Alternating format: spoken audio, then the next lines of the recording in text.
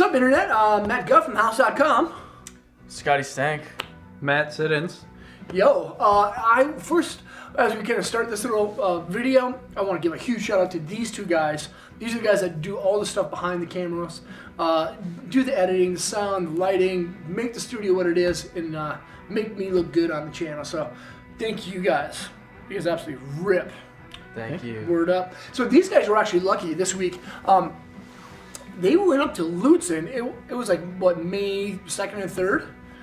Yeah, 3rd through 5th. Yeah. Yeah. And I wasn't able to go and ride, but they grabbed some of the 2020 Rossignol goods. Now, moving into the next category, kind of the all mountain. Yeah. Templar.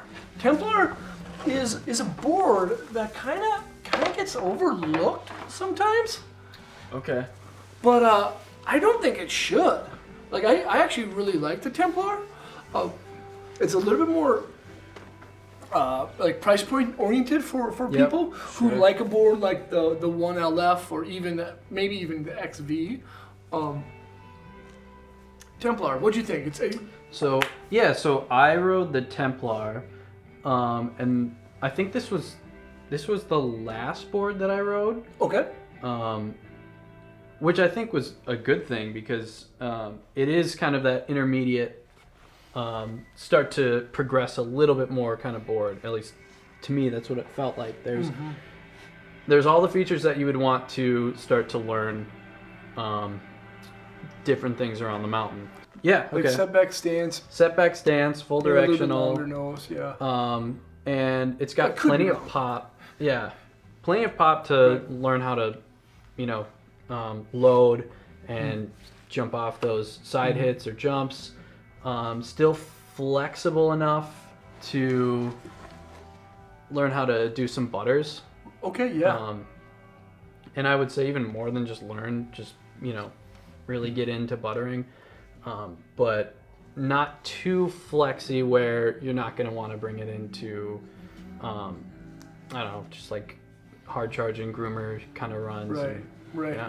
It has a small little camber zone, basically underneath and between the feet. Like the rocker on the board is much longer on the nose and the tail than what you find in the Jigsaw HD. And I think even in the 1LF, or it might be the same, but it's a little bit shorter between the feet. So like you were saying, a little bit more maneuverable. Yeah. Do you feel that? Did you ever feel like it was sloppy? Maybe just a little bit. Okay. It wasn't. I don't know. I mean, it was just like it just really felt like a nice all mountain ride. Okay. Nothing too particularly special about it. Right. In a way, but it was just something that, like, you'll be able to do anything you want it to do, really. Right. And it's. Kind of like what Scott was saying about the Jigsaw, how he didn't have to think about it too much. I think that's pretty true of the Templar, is that you don't really have to do too much to make it act a certain way. You can kind of just ride it, and it's pretty dang catch-free with that big rocker nose and tail. So even though you guys are riding spring conditions, like in deeper snow, it's a fun board because it's kind of loose, kind of surfy, but it still has that good edge bite too with that man traction. Yep. Yeah. Right. And the base graphic, that's a pretty. I like what that looks like. That's kind of fun little colorway, like this orangish red and then kind of like a light peach, and that looks cool. It pops really good too. Yeah. Right.